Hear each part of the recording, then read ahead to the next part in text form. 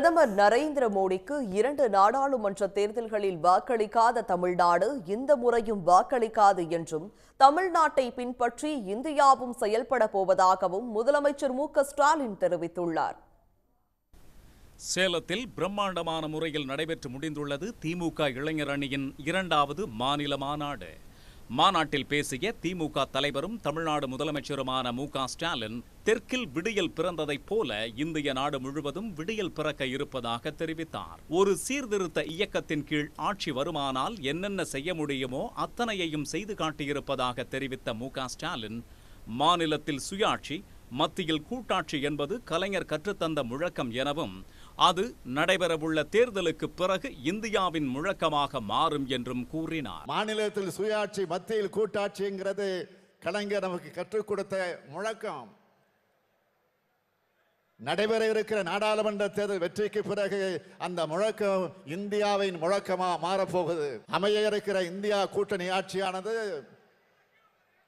மாநில உரிமைகளை வழங்குகிற சிறப்பான அரசியலமைப்பு சட்டத்தை உருவாக்க தரக்கூடிய முயற்சிகளை கவனம் செலுத்தும். எந்த ஒரு சட்டத்தை கொண்டு வந்தாலும் மாநிலங்களை பிரதமர் மோடி ஆலோசிப்பதில்லை என்றும், மாநிலங்களை ஒன்றிய அரசின் ஏடிஎம்மாக பாஜக ஒன்றிய அரசு மாற்றிவிட்டதாக குற்றம் சாட்டிய முதலமைச்சர், மிகப்பெரிய பேரிடர் நடந்தபோது கூட நாம் கேட்ட நிதியை தர ஒன்றிய அரசு தயாராக இல்லை என்றும் குற்றம் சாட்டினார். எந்த சட்டத்தை கொண்டு வந்தாலும் மாநில அரசுகளுக்கிட்ட ஆலோசனை செய்கிறது இல்லை. எதுக்கும் மாநில முதலமைச்சர்களோட ஆலோசனை கேட்கறது இல்லை. புதிய கல்விக் கொள்கை, நீட், ஜிஎஸ்டி, இப்படி மாநிலங்களோட கல்வி நிதி அதிகாரத்தை முற்றிலுமா பறிச்சுட்டாங்க.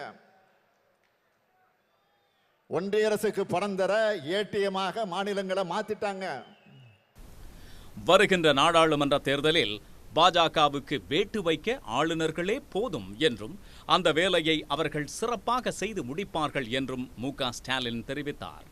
மேலும் நரேந்திர மோடி 2 முறை பிரதமர் ஆன போதும் அவர் பிரதமராக தமிழ்நாட்டு மக்கள் வாக்களிக்கவில்லை என குறிப்பிட்ட முதலமைச்சர் மு.க.ஸ்டாலின், இந்த முறை தமிழ்நாட்டைப் போலவே இந்தியாவும் செயல்பட போவதாக சூளுரைத்தார். பொங்கலை கொண்டாடினா போதும், அயோத்தியில கோயில் கட்டினா போதும், தமிழ்நாட்டு மக்கள் ஓட்டு போடுவாங்கன்னு ஏமாத்த நினைக்கிறாங்க. மாண்புமிகு நரேந்திர மோடி அவர்கள் 2 முறை பிரதமராக இருக்கிறார். 2 முறையும் தமிழ்நாட்டு மக்கள் அவரை பிரதமராக வாக்களிக்கல.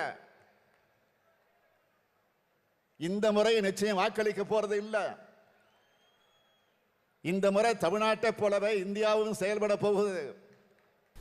இளைஞர் அணியினர் வருகின்ற 3 மாத காலம் உழைக்கும் உழைப்பில்தான் இந்தியாவின் அடுத்த 5 ஆண்டு எதிர்காலம் அடங்கியிருப்பதாக கூறிய முதலமைச்சர் மு.க.ஸ்டாலின், இளைஞர் அணியினர் தங்கள் உழைப்பை முழுமையாக வழங்குமாறு கேட்டுக்கொண்டார்.